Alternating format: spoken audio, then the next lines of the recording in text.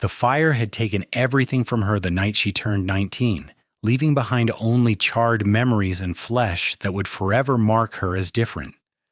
Lily Morgan stood at the edge of El Dorado, Kansas, watching the dust devils dance across the prairie in the summer of 1878, her hand instinctively rising to touch the ridged scars that covered the left side of her face and neck.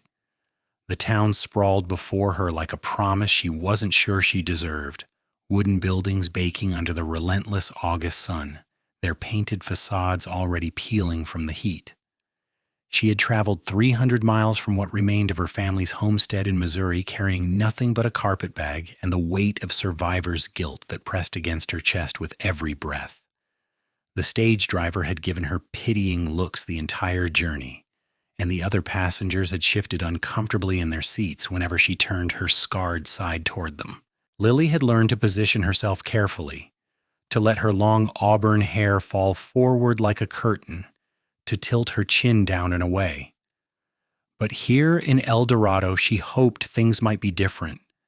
Her aunt had written that the town needed seamstresses, and Lily's hands, mercifully spared from the flames that had consumed her parents and 2 younger brothers, could still work a needle with precision.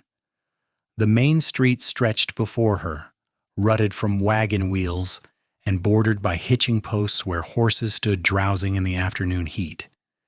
She could see the general store, a saloon with swinging doors that released bursts of piano music and laughter, a bank built of red brick that spoke of permanence and prosperity. Beyond the commercial buildings, houses dotted the landscape, some painted white with proper porches, others little more than rough-hewn cabins that reminded her painfully of home. Lily took a deep breath and started walking, her worn boots kicking up small clouds of dust with each step. Her aunt's boarding house was supposed to be on the north end of town, past the livery stable and the blacksmith's forge. The weight of curious stares followed her as she moved through the street, and she heard the whispers start almost immediately. A woman in a calico dress pulled her daughter closer. 2 men standing outside the saloon stopped their conversation mid-sentence. Lily kept her eyes fixed straight ahead, her spine rigid with the dignity her mother had taught her, even as shame burned hotter than the August sun. The sound of hoofbeats made her step closer to the boardwalk, giving the rider room to pass. But instead of continuing past, the horse slowed, and she heard the creak of leather as someone dismounted. Footsteps approached from behind, measured and unhurried, accompanied by the musical jingle of spurs. "Madam, you look a bit lost." The voice was deep and warm, with a hint of Texas drawl softening the consonants. Lily turned, angling her right side forward out of habit, and found herself looking at a man who seemed carved from the very landscape around them. He was tall, well over 6 feet, with shoulders broad enough to block the sun. Dust covered his clothes, a plain cotton shirt, and worn leather vest over denim pants that had seen better days. A gun belt rode low on his hips, the holster tied down with rawhide, and a battered Stetson shadowed his face. But what struck her most were his eyes, a startling blue-gray like storm clouds over the prairie, and the way they looked directly at her without flinching or sliding away. "I'm searching for Maple Street," she said quietly, her hand moving unconsciously to shield her scarred cheek. "Mrs. Dorothy Winter's boarding house." "You're headed the right direction, just got a bit more walking ahead." He gestured down the street with a gloved hand, then seemed to think better of sending her off alone. "It's getting on toward evening. Let me walk you there, if you don't mind the company. Name's Cole Irving, and I promise I'm mostly harmless, despite appearances." Something in his easy manner, the way his eyes crinkled at the corners when he spoke, made Lily lower her guard just slightly. "Lily Morgan. I've just arrived from Missouri." "Welcome to El Dorado, Miss Morgan." Cole fell into step beside her, leading his horse by the reins. The animal was a handsome bay gelding with intelligent eyes and a white star on its forehead. "That's Dancer. He's got better manners than most people I know." They walked in comfortable silence for a moment, and Lily found herself stealing glances at this stranger who didn't seem bothered by her appearance. He had a strong jaw darkened by several days' worth of stubble, and his face was weathered by sun and wind in the way of men who spent their lives outdoors. She guessed him to be in his mid-20s, perhaps 26 or 27, with the lean, rangy build of someone who worked hard for a living. "You're not from El Dorado originally?" she asked, more to fill the silence than from real curiosity. "Born in San Antonio, raised on a ranch outside Austin. Came up this way 2 years back, hired on at the Double Creek Ranch about 10 miles west of town." He adjusted his hat, squinting against the lowering sun. "It's good country here. Different from Texas, but good. The winters are harder, but the springs make up for it." Lily noticed how he positioned himself on her left side as they walked, the scarred side, but he didn't stare or look away. He simply walked beside her as if she were any other young woman talking about the weather and the town with an easy conversational rhythm that reminded her painfully of her father. "What brings you to El Dorado?" Cole asked, and there was genuine interest in his voice, not the morbid curiosity she'd become accustomed to. "My aunt runs the boarding house. She offered me a place and work as a seamstress." Lily hesitated, then added quietly, "There wasn't anything left for me in Missouri." Cole nodded, not pressing for details, and she was grateful for his restraint.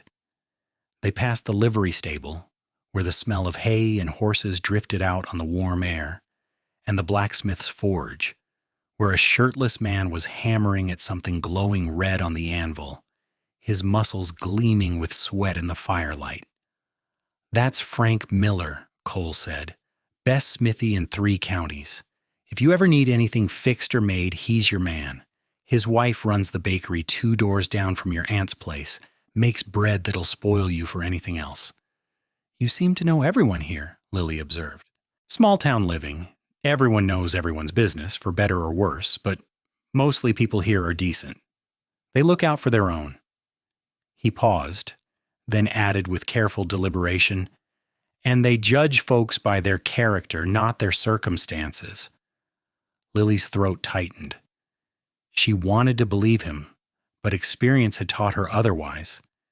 People saw her scars and made assumptions, or worse, they saw her scars and felt nothing but pity.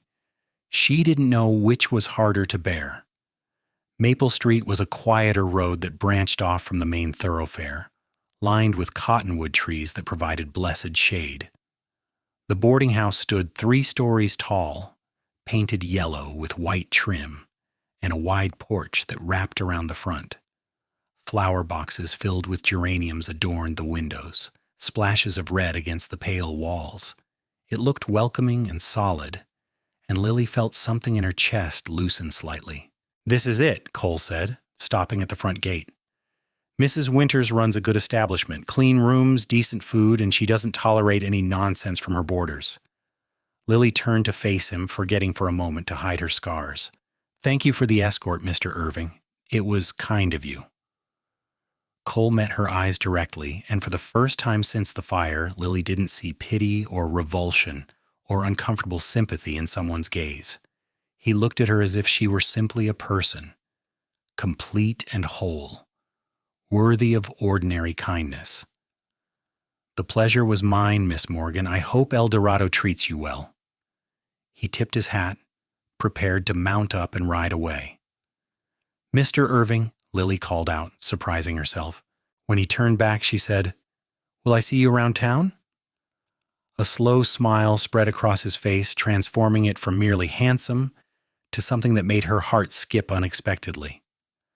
"I come into town most Saturdays for supplies. There's a church social next weekend if you're inclined toward such things. The whole town turns out for it."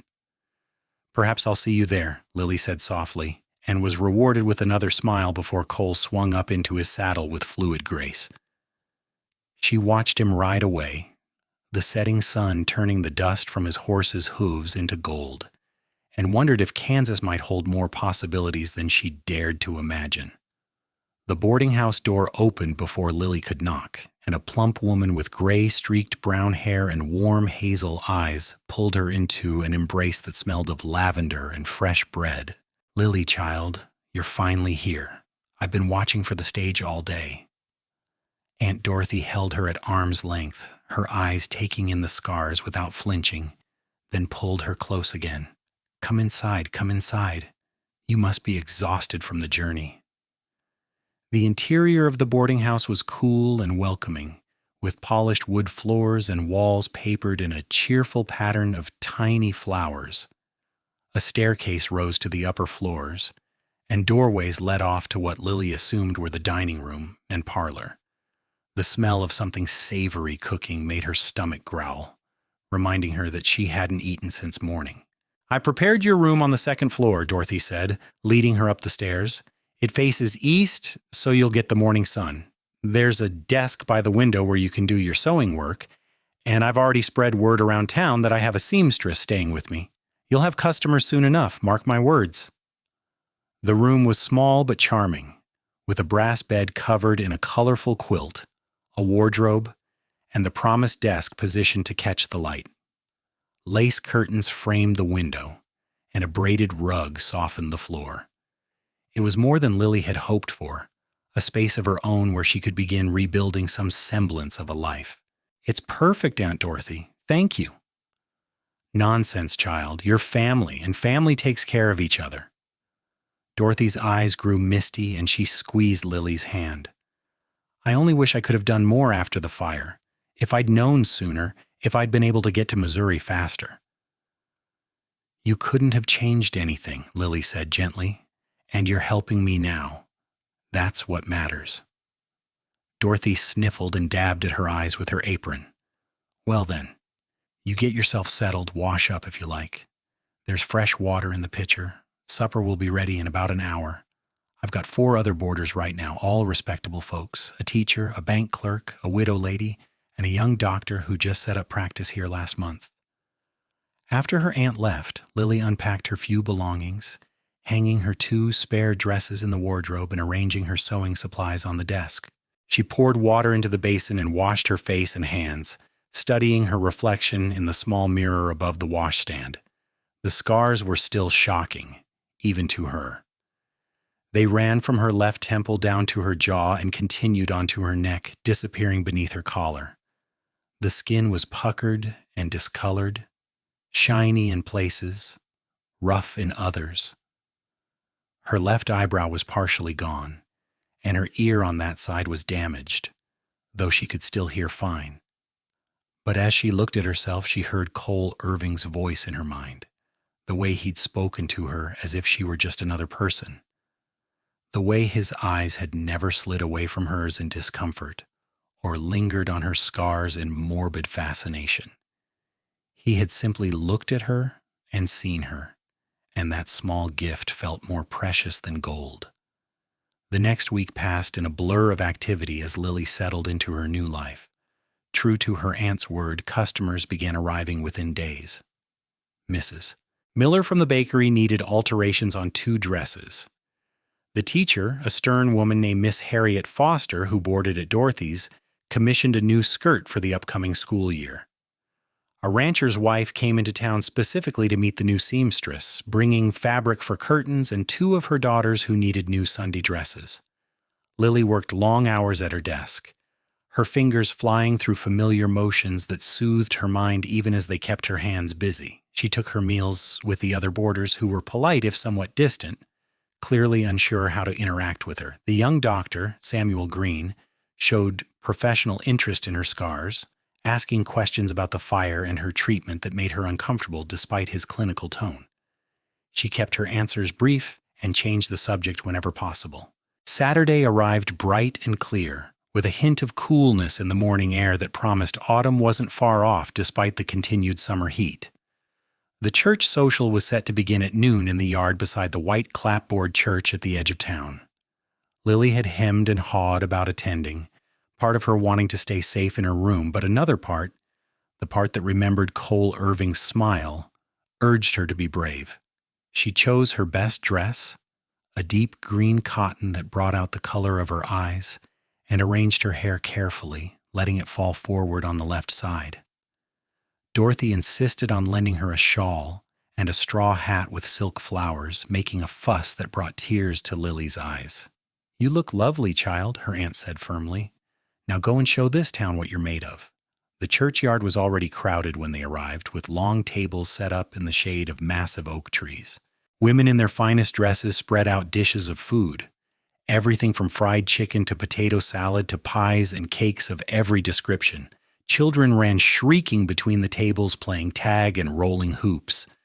Men stood in clusters smoking and talking about crops and cattle prices and the railroad that was rumored to be extending a line toward El Dorado.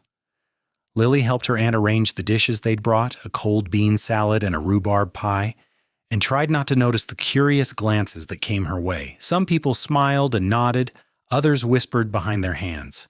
She was grateful for Dorothy's solid presence beside her, her aunt's cheerful chatter providing a buffer against the discomfort of being new and different in a small town.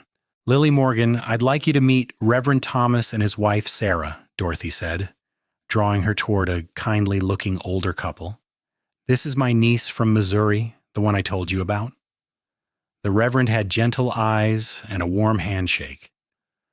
"Welcome to El Dorado, Miss Morgan. We're glad to have you join our community. I hope you'll consider making our church your spiritual home." His wife smiled and took Lily's hand between both of hers. "Dorothy has told us you're a wonderful seamstress. I may have some work for you soon. My granddaughter's getting married in October, and we'd love to have someone local make her dress." Before Lily could respond, she heard a familiar voice behind her. "Mrs. Winters, you're looking particularly lovely today." Lily turned to find Cole Irving grinning at her aunt, his hat in his hands, his dark hair neatly combed back and still damp from washing. He'd cleaned up and changed into fresh clothes, though they were no fancier than what he'd worn when they met. Just a clean shirt and pants, but the simple attire suited him, emphasizing his lean strength and easy confidence. "Cole Irving, you're a shameless flatterer," Dorothy said, but she was smiling. "Have you met my niece, Lily?" "I had the pleasure of escorting Miss Morgan to your door last Saturday," Cole said, turning those blue-gray eyes on Lily. "I've been hoping I'd see her here today." Lily felt heat rise in her cheeks that had nothing to do with the summer sun. "Hello, Mr. Irving." "Cole, please. Mr. Irving makes me feel like I should be sitting in a rocking chair complaining about rheumatism." He glanced at the tables laden with food, then back at her. "Have you eaten yet? Because I know from experience that Mrs. Miller's fried chicken goes fast, and if we don't get in line soon, we'll be left with nothing but potato salad and disappointment." Dorothy laughed. "Go on, you two. I can see the Reverend's wife has her eye on that chicken as well, and she's got sharper elbows than she looks." Cole offered Lily his arm with courtly formality that was only slightly undercut by the mischief in his eyes. After a moment's hesitation, she took it, feeling the solid warmth of him through his shirt sleeve. They joined the line forming at the food tables, and Lily was aware of the looks they were drawing. A pretty blonde girl about her own age stared at them with obvious surprise and something that might have been jealousy. An older woman nudged her companion and whispered something behind her hand. "Don't pay them any mind," Cole said quietly, as if reading her thoughts. "Small-town folks like their gossip, but they'll find something else to talk about soon enough. Last month, everyone was all worked up about whether the mayor's daughter was being courted by that drummer who came through selling pots and pans. The month before that, it was the scandal of Mrs. Peterson's prize rooster getting loose and terrorizing the school children." Lily couldn't help but smile. "And what will they say about us?" "That I'm a lucky man who managed to get the attention of the prettiest girl at the social before anyone else had a chance." He said it matter-of-factly, without flattery or guile, as if stating an obvious truth. Lily's smile faded. "You don't need to say things like that." Cole stopped, turning to face her fully, ignoring the line moving forward without them. "Miss Morgan, Lily, I don't say things I don't mean. My mother raised me better than that. When I look at you, I see a beautiful woman with kind eyes and a gentle smile. I see someone who's been through hard times but carries herself with grace and dignity.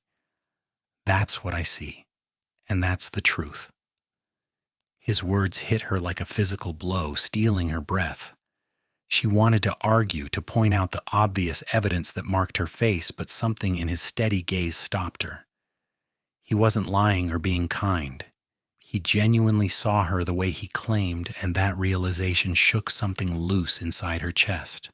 "I don't understand," she whispered. "Doesn't need understanding. It just is." Cole smiled and offered his arm again. Now are we going to get some of that chicken, or are we going to let Mrs. Reverend Peterson elbow us out of the way? They filled their plates and found a spot under one of the oak trees, sitting on the grass with their backs against the trunk. Other groups dotted the lawn, families and couples and clusters of friends, everyone enjoying the food and the fine weather. Cole ate with the hearty appetite of a working man, but he had good manners, waiting for her to start before he began, making sure she had everything she needed. "Tell me about the Double Creek Ranch," Lily said, curious about his life. "What do you do there?" "Little bit of everything. Cattle work mostly, riding fence line, moving herds, branding in the spring. The ranch runs about 3,000 head across 15,000 acres. It's owned by a man named Harrison Fletcher. Good boss, fair pay, doesn't work his men to death." Cole took a drink of lemonade from his tin cup. "I've got a small cabin on the property, nothing fancy, but it's mine. Been saving my wages, thinking maybe someday I'll have enough to buy my own spread. Nothing big, just a few hundred acres where I could run my own cattle, build a proper house." "That sounds like a good dream," Lily said softly. "What about you? What are your dreams?" Cole asked, and again she was struck by his genuine interest, the way he listened as if her answer truly mattered. Lily looked down at her plate, considering. "Before the fire, I thought I'd get married, have children, help my father with the homestead. Simple dreams. Now I suppose I just want to build a new life here, establish myself as a seamstress, maybe save enough to have my own shop someday, find some kind of peace with what happened. Those don't sound like small dreams to me. They sound like the kind of dreams that take real courage."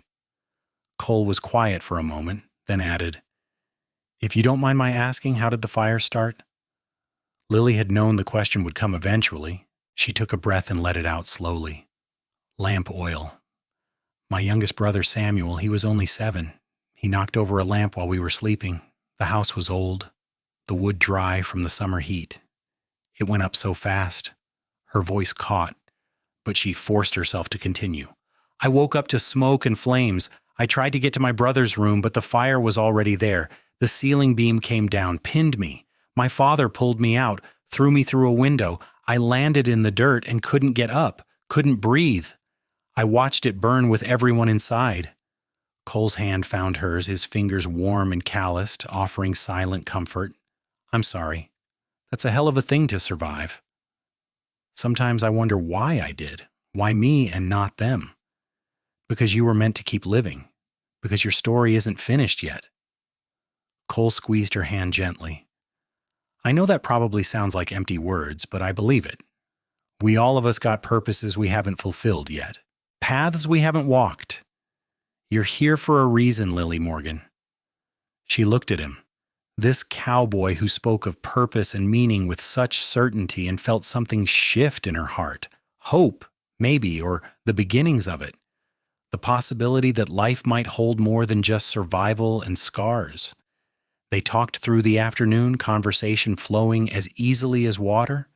Cole told her about growing up in Texas, learning to ride before he could properly walk, working his father's ranch until a drought wiped them out. He spoke of coming north, of the freedom he found in the wide Kansas prairie, the satisfaction of hard work and honest wages. Lily shared memories of Missouri, of her mother's garden and her father's laugh, of her brother's antics and the small joys of family life before it was all taken away. As the sun began its descent toward the horizon, painting the sky in shades of orange and pink, the musicians struck up a tune. A space was cleared for dancing, and couples began to move through the steps of a Virginia reel. Children spun in circles, more enthusiasm than skill, while their parents looked on with indulgent smiles. Cole stood and offered his hand to Lily. "Would you do me the honor?" Lily hesitated, acutely aware of the crowd, the potential for whispers and stares, but Cole's hand was steady and sure, and his eyes held an invitation that went beyond just a dance. It was an invitation to be brave, to claim her place in this new life, to stop hiding in the shadows. She took his hand and let him lead her to the dancing area. Cole proved to be a surprisingly good dancer, leading her through the steps with confidence despite his spurs and work-worn boots. Lily stumbled once or twice out of practice and nervous, but he caught her easily, his hand firm at her waist, his smile encouraging. Around them, other couples moved through the patterns, and gradually Lily stopped worrying about who might be watching. There was only the music, the warmth of Cole's hand, the way he looked at her as if she were the only person at the entire social. When the song ended, they were both slightly breathless, laughing for no reason except the pure joy of the moment. Cole bowed formally, and Lily curtsied in return, feeling more lighthearted than she had in months. "Walk with me?" Cole asked, gesturing toward the edge of the gathering, where the prairie stretched out beyond the town. They strolled away from the noise and bustle, following a worn path that led past the last of the houses into open grassland. The sun was lower now, the light turning golden, and the breeze carried the scent of dry grass and distant rain. Lily could see storm clouds building on the horizon, dark towers that promised relief from the heat. "Thank you for today," Lily said after a comfortable silence, "for treating me like a normal person, for not making me feel like some kind of curiosity or object of pity." Cole stopped walking and turned to face her, his expression serious. "Lily, I need you to understand something. When I look at you, I don't see scars. I mean, I see them, obviously, but that's not what I see when I look at you. I see your eyes, how they're this incredible green color like new grass in spring. I see the way you bite your lower lip when you're thinking. I see the strength it took to get on that stage and come to a new town where you didn't know anyone except your aunt. I see the courage it takes to keep going after losing everything. That's what I see. That's who you are." Tears pricked Lily's eyes, but they were good tears, cleansing tears. "No one has ever said anything like that to me."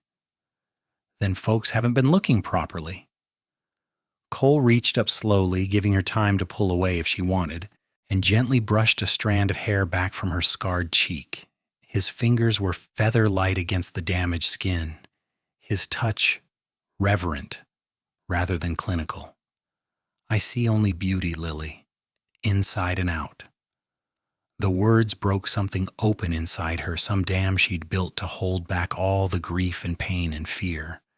She turned her face into his palm, feeling the solid warmth of him, letting herself believe just for a moment that what he said might be true. Not that the scars didn't exist, but that they didn't define her, didn't make her less than, didn't disqualify her from being seen and valued and maybe impossibly desired. Cole drew her closer, his other arm sliding around her waist, and Lily went willingly, resting her head against his chest. She could hear his heartbeat steady and strong, feel the rise and fall of his breathing. They stood like that as the sun touched the horizon, two people finding unexpected solace in each other's arms, while the wind whispered through the grass and the storm clouds gathered their strength. Over the following weeks, Cole became a constant presence in Lily's life. He came to town more often than his work strictly required, always finding excuses to stop by the boarding house. Sometimes he brought her things, small gifts that showed how much attention he paid to their conversations, a book of poetry he'd heard her mention wanting to read, a packet of good needles from the general store when she complained about breaking her last ones, wildflowers picked from the prairie, their petals bright against the drab colors of town. Lily found herself watching for him, her heart lifting whenever she spotted his tall figure riding down the street. They took walks together in the evening when her work was done, exploring the edges of town and the paths that wound through the surrounding grassland. Cole taught her about the prairie, pointing out different types of grasses and wildflowers, showing her how to read the weather in the clouds and the way the wind blew.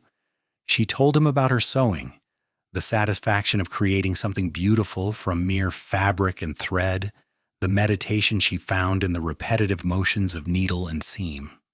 Dorothy watched their growing closeness with approval, making sure to always have coffee and fresh baked goods available when Cole visited. The other boarders grew accustomed to seeing him at the dinner table, where Dorothy frequently invited him to stay for meals. Even stern Miss Foster warmed to him after he helped her move a heavy trunk up to her room without being asked. The town, too, began to accept Lily as one of their own. Her skill with a needle proved itself through satisfied customers who returned with more work and sent their friends. She made dresses for the banker's 3 daughters, mended the doctor's good suit, created beautiful curtains for the hotel's dining room. Slowly, people stopped seeing her scars and started seeing her craftsmanship, her quiet kindness, the way she never complained or asked for special consideration. It was late September when Cole invited her to visit the Double Creek Ranch. They rode out on a crisp Saturday morning. Lily mounted on a gentle mare borrowed from the livery, Cole on his faithful dancer. The ride took about an hour, following a wagon road that curved around hills and crossed a shallow creek lined with cottonwoods starting to turn gold with autumn color. The ranch headquarters sprawled across a gentle valley, with a large main house, several barns and outbuildings, corrals filled with horses, and beyond them cattle dotting the hillsides as far as the eye could see. Smoke rose from the chimney of the bunkhouse, and Lily could see men moving about their work, some heading out to ride, others working with horses in the corrals. Cole's cabin sat apart from the other buildings, tucked into a grove of trees near the creek. It was small but well built, with a stone chimney and a covered porch. Inside it was neat and spare, furnished with just the essentials but everything well maintained. A bed with a colorful quilt, a table and 2 chairs, a stove for cooking, shelves holding a few books and personal items. One wall held pegs where his extra clothes hung, and his tack and gear were stored carefully in one corner. "It's not much," Cole said, a hint of uncertainty in his voice. "But it's home." "It's wonderful," Lily said honestly. "It's a home built by honest work, and there's real value in that." Cole showed her the property he had his eye on, a section of land about 5 miles from the ranch headquarters. They rode out to it, following a trail that climbed into higher country.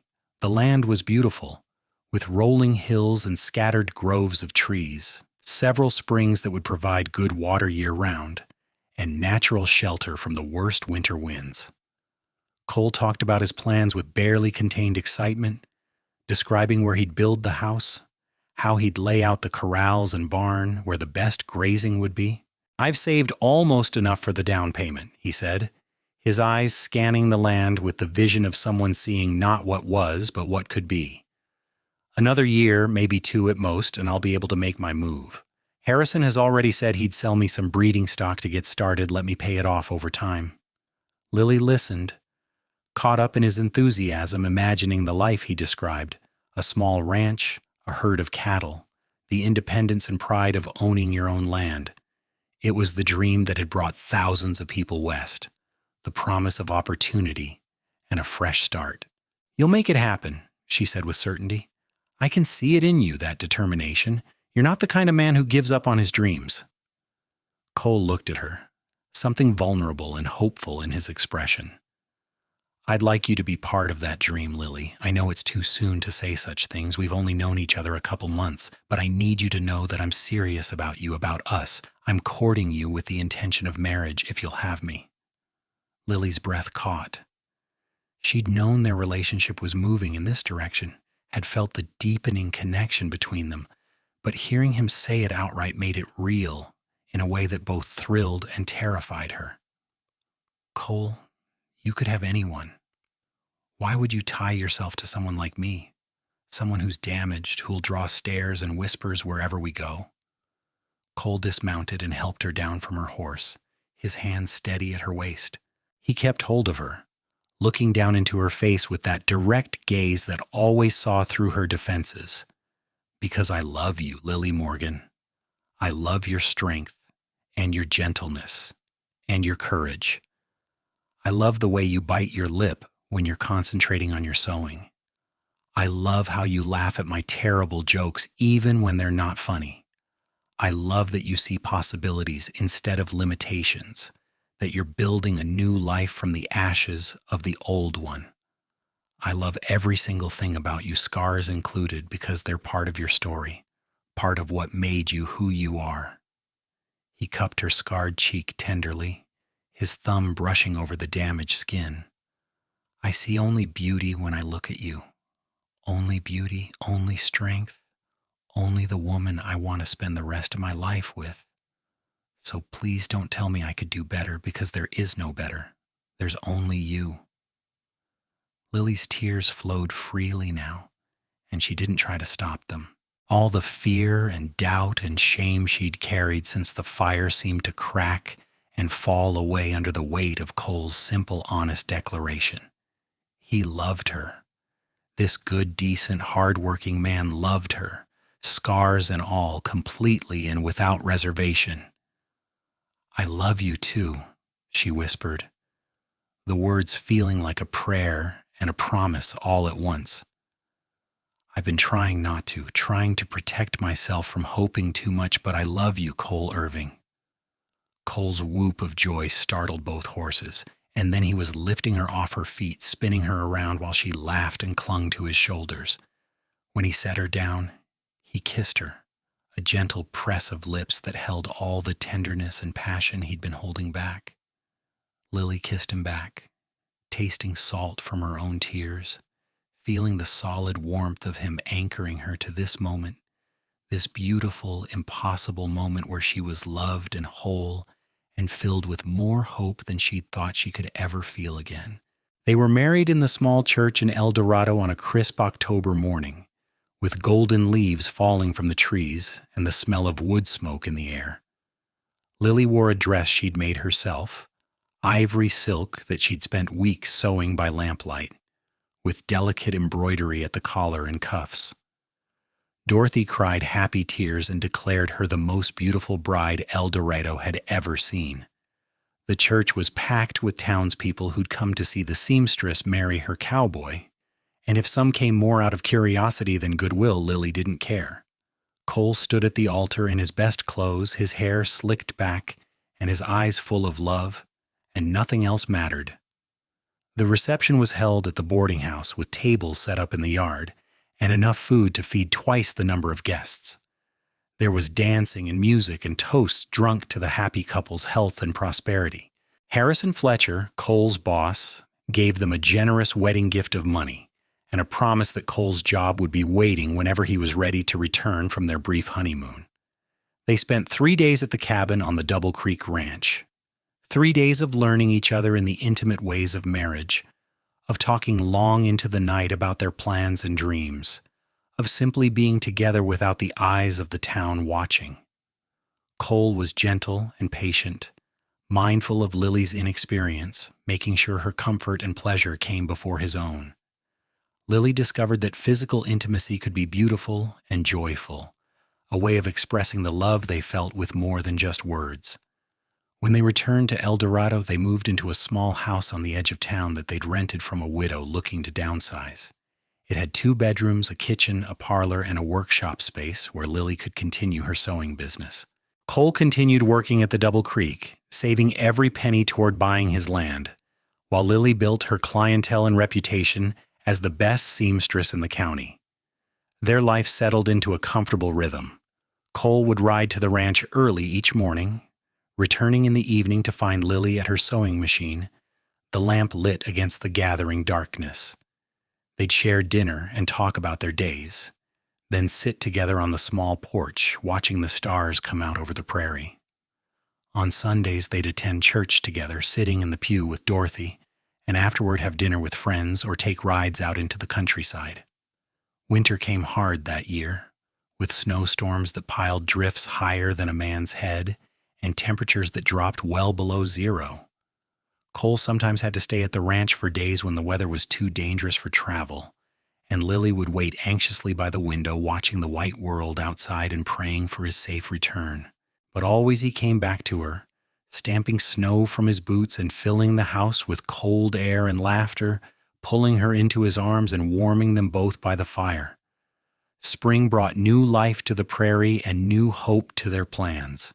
Cole had finally saved enough for the down payment on his land, and the papers were signed in the bank with Harrison Fletcher standing as witness and guarantor. The property was theirs, or would be once they'd made the payments, and Cole threw himself into the work of building their dream with an energy that was almost frightening in its intensity. Every spare moment was devoted to the new ranch. Cole built corrals first, then a small barn, working long hours that stretched from dawn to full dark.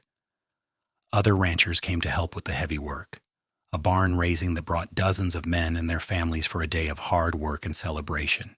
Lily and the other women prepared food and kept water and coffee flowing while the men sweated and hammered and swore and laughed. The house came next, built slowly over the course of months whenever Cole could spare the time and money for materials. It was modest by necessity, just 4 rooms to start, but Cole built it solid and square, with good windows and a fine stone fireplace. Lily helped where she could, holding boards steady while he nailed them in place, painting the interior walls a cheerful yellow that reminded her of her aunt's boarding house. They moved into the unfinished house in late summer, sleeping on a mattress on the floor while Cole worked on building proper furniture. Lily set up her sewing machine in what would eventually be the parlor and continued taking commissions, the money from her work helping to buy supplies and livestock. It was hard living, harder than anything Lily had experienced even in her Missouri childhood, but it was theirs, built by their own hands and determination. The first herd of cattle, 20 cows and a bull purchased from Harrison Fletcher, arrived in October. Cole rode out each morning to check on them, mending fence and moving them to fresh grazing, returning each evening bone-tired but satisfied.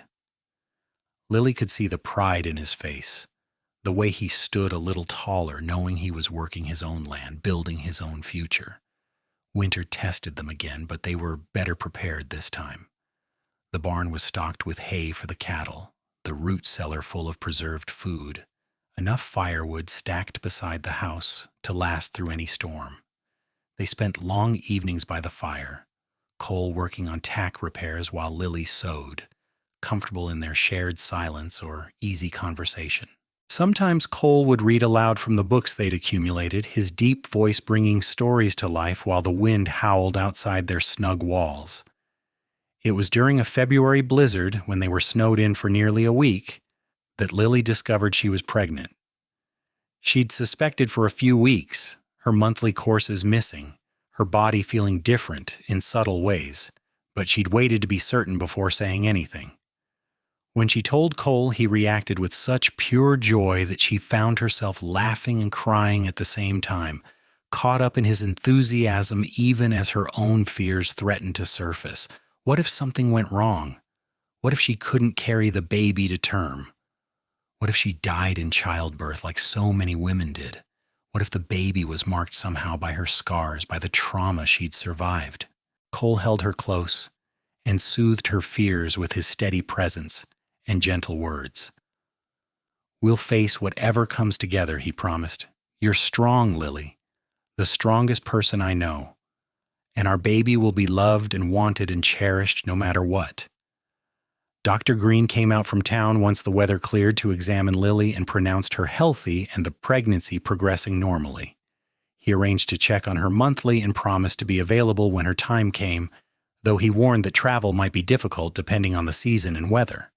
Lily and Cole decided that when she got closer to her due date, she would stay with Dorothy in town, close to the doctor, and Cole would ride in as often as he could.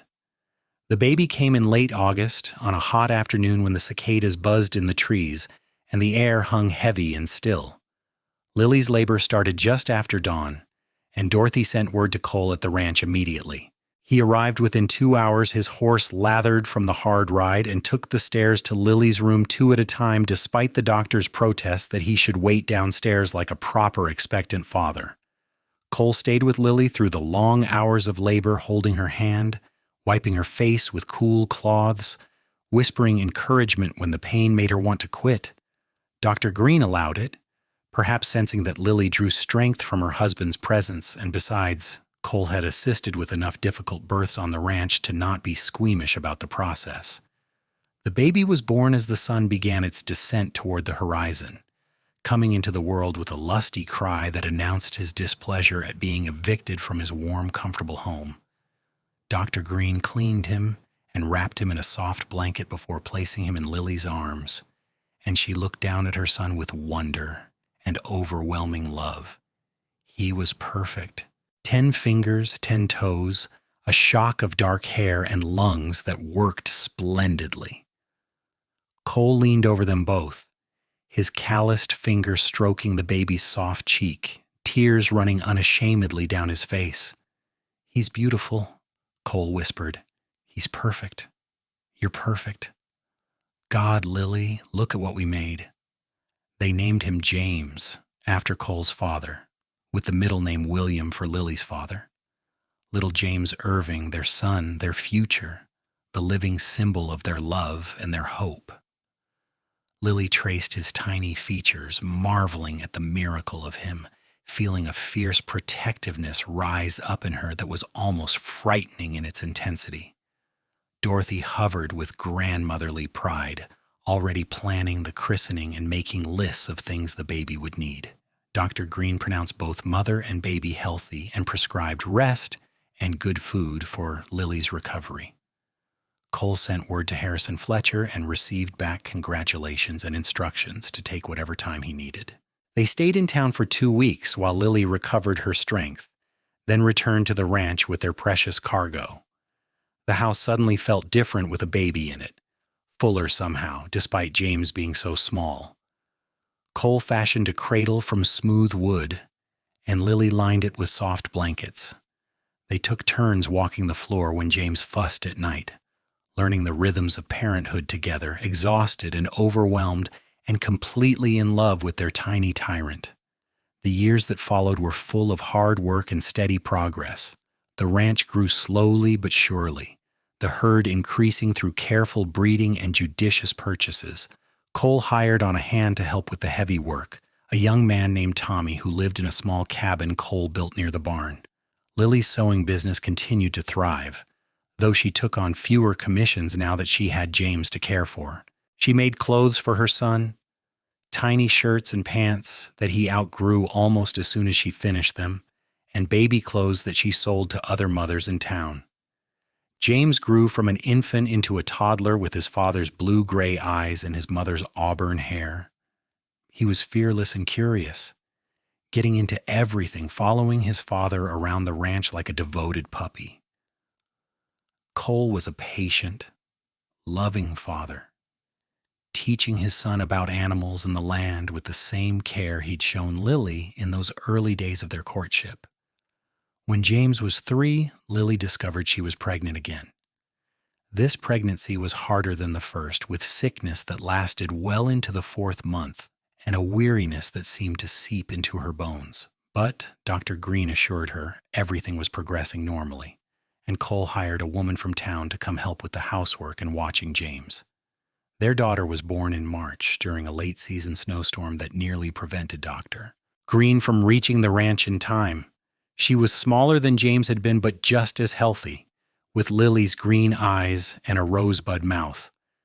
They named her Ruth after Lily's mother, and she seemed to complete their family in a way Lily hadn't known was missing. The ranch continued to prosper through the next years. Cole proved himself a skilled cattleman and shrewd businessman, growing the operation until they ran nearly 200 head on land that had expanded to 800 acres through careful purchases of neighboring properties. They built an addition onto the house, adding 2 more bedrooms and a proper parlor, painting it white with green shutters that Lily said reminded her of spring meadows. James and Ruth grew up wild and free, riding horses before they could properly walk, learning the ways of the ranch and the rhythms of the seasons. James was serious and thoughtful like his father, while Ruth was bright and mischievous, always finding new ways to cause harmless trouble. They adored each other with the fierce loyalty of siblings who are also best friends. Lily watched her children play in the yard one afternoon in late summer, James now 10 years old and Ruth 7, and marveled at how far she'd come from that scarred, frightened girl who'd stepped off the stage in El Dorado 12 years ago. The scars were still there, would always be there, but they'd faded with time, and more importantly, they no longer defined her. She was Cole's wife, James and Ruth's mother, a successful seamstress and rancher's wife, a valued member of the community. The scars were just part of her story, not the whole story. Cole came up behind her, sliding his arms around her waist and resting his chin on her shoulder. He was 38 now, with silver starting to thread through his dark hair and lines around his eyes from years of squinting into the sun. But he was still strong and vital, still looked at her with the same love and desire he'd shown that first day they met. "What are you thinking about?" he asked softly. "How lucky I am, how blessed, how grateful." Lily turned in his arms to face him, reaching up to touch his face. "How much I love you." "I see only beauty," Cole said, echoing the words he'd spoken all those years ago, words that had become a touchstone in their marriage. "Always have, always will." Lily kissed him, a kiss that held 12 years of love and partnership and shared dreams come true. Their children shrieked with laughter in the yard. The cattle lowed in the distance. The wind whispered through the prairie grass that stretched to the horizon. This was her life, built from ashes and loss into something strong and lasting and real. The fire had taken everything, it was true. But from those ashes she'd found Cole, found love, found purpose and meaning and a future she'd never dared to imagine. The scars remained, but they were proof of survival, of resilience, of the strength it took to keep living when everything seemed lost. As the sun set over their land, painting the sky in shades of gold and rose, Lily stood with her husband's arms around her, their children playing nearby, and knew with absolute certainty that she was exactly where she was meant to be. The years continued to unfold with the steady rhythm of ranch life. James grew into a tall, serious young man who had inherited his father's skill with horses and his mother's careful attention to detail. By the time he was 18, he was Cole's full partner in running the ranch, managing the breeding program and handling the business side of operations with a maturity beyond his years. Ruth, at 15, showed no interest in ranching but had inherited her mother's gift with fabric and design.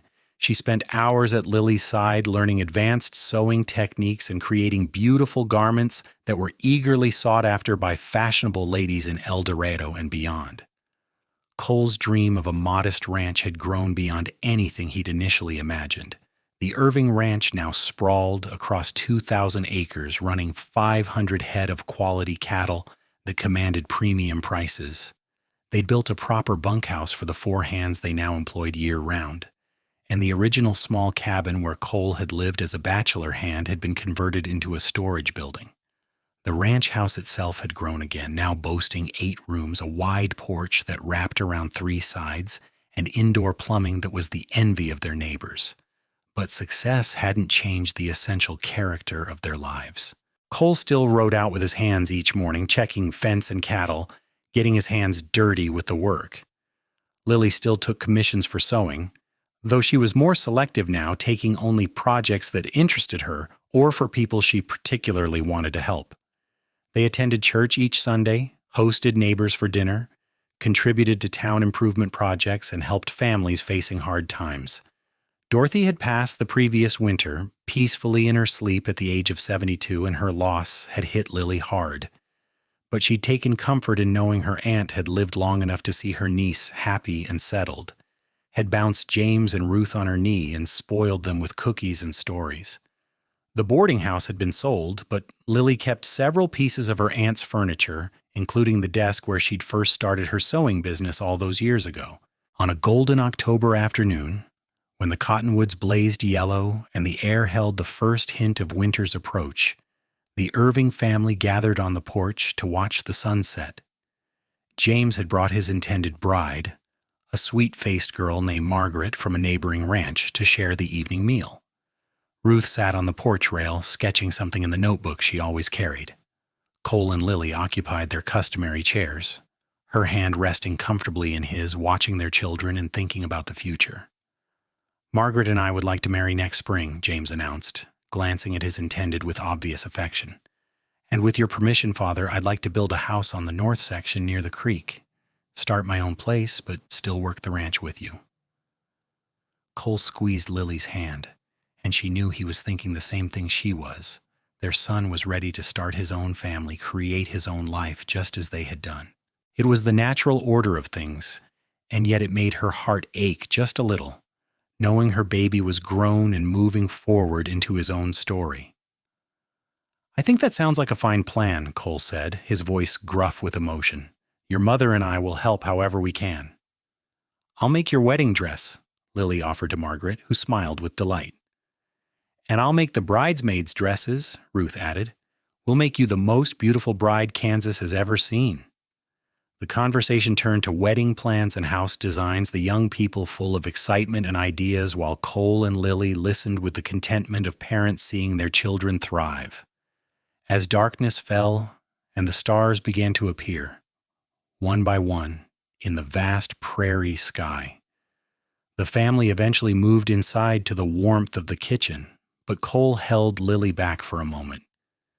"Can you believe it's been 18 years since I met you at that church social?" he asked, pulling her close. "Feels like yesterday and a lifetime ago all at once," Lily said, resting her head against his chest, listening to the steady beat of his heart.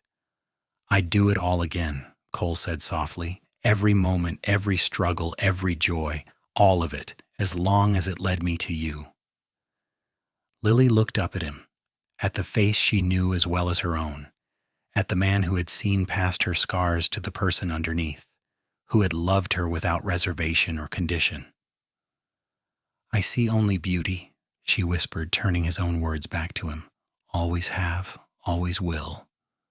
Cole laughed, the sound rich and warm, and kissed her under the emerging stars. Inside, their children's laughter spilled out through the open windows, mingling with the sounds of the prairie night, the rustle of wind through grass, the distant lowing of cattle, the creek singing its endless song over smooth stones. The fire had taken everything all those years ago, leaving Lily scarred and alone. But from those ashes had grown something beautiful and lasting. A love that had weathered every storm, a family that would continue into future generations, a home built on foundations of honesty, hard work, and unwavering devotion. As Lily and Cole walked hand in hand back into the warmth and light of their home, she knew that her story, which had seemed to end in flames and loss, had actually been just beginning. The scars remained faded now, but still visible, a permanent reminder of what she'd survived. But they no longer caused her pain or shame. They were simply part of her history, part of the journey that had led her to this moment, this life, this overwhelming sense of wholeness and peace. The cowboy had seen only beauty, and in seeing it, had helped her become it. Not despite the scars, but with them, through them, because of them. Every mark on her skin told a story of survival and strength, and Cole had understood that from the very beginning. He had looked at her and seen not damage, but resilience, not tragedy, but triumph, not limitation, but possibility. And in loving her so completely, he had taught her to love herself the same way, to see her own beauty, her own worth, her own right to happiness and fulfillment. To understand that she was more than what had happened to her, bigger than her pain, stronger than her fears. That night, as they lay in their bed with the window open to the cool autumn air, Cole pulled Lily close and murmured sleepy words of love. She traced the familiar planes of his face in the darkness, memorizing him again as she'd done countless times before, and felt a gratitude so profound it brought tears to her eyes. "Thank you," she whispered. "For what?" Cole mumbled, already half asleep. "For seeing me. For loving me. For building this life with me." Cole's arms tightened around her. "Best decision I ever made. Approaching you on that street 18 years ago changed my whole life." "Changed mine too," Lily said softly. They drifted to sleep wrapped around each other, two people who had found exactly what they needed in each other, whose love had grown and deepened with every passing year. Outside, the stars wheeled overhead in their eternal patterns. The The prairie stretched vast and endless in all directions. The ranch lay quiet under the watchful moon. The cattle settled, the horses drowsing in the barn, everything peaceful and secure. This was their legacy, Lily thought, in that space between waking and dreaming. Not just the land and the house and the herd, though those were important, but this foundation of love and acceptance and seeing each other truly. This understanding that beauty came in many forms, that scars were proof of survival, that value wasn't determined by physical perfection, but by strength of character and depth of heart. She and Cole would pass this understanding on to their children, and their children would carry it forward into the future. James would build his own ranch with Margaret, and they would teach their children the same lessons about looking deeper, seeing clearly, valuing what truly mattered. Ruth would create beauty with her hands and her vision, showing the world that artistry and skill transcended physical appearance. The fire had indeed taken everything, but the cowboy had seen only beauty, and in that seeing had given her back more than she'd lost, had given her love and purpose and family, had given her a future bright with promise, had given her himself completely and without reservation, asking only that she accept his love and return it in kind. And she had, oh, how she had. With every fiber of her being, every beat of her heart, every breath she drew, she loved this man who had changed her life, who had shown her that scars didn't define a person, who had built a beautiful life with her from absolutely nothing. As dawn broke over the prairie, painting the sky in shades of rose and gold, Lily woke to find Cole already up, standing at the window looking out over their land. She joined him, sliding her arms around his waist from behind, resting her cheek against his back. "Beautiful morning," he said, his hand covering hers where it rested against his stomach. "Beautiful life," Lily corrected softly. Cole turned in her arms, looking down at her with eyes that still held all the love they'd held 18 years ago, undiminished by time or familiarity. "I see only beauty," he said, cupping her scarred face gently. "Today, tomorrow, always. Only beauty." And standing there in the golden light of dawn, wrapped in her husband's arms, Lily finally, completely, wholly believed him. The scars were part of her story, but they weren't the whole story. They were simply one chapter in a much larger tale, a tale of love and redemption and second chances, a tale that had started in tragedy but had found its way to joy. The cowboy had seen only beauty, and in his seeing had made it true.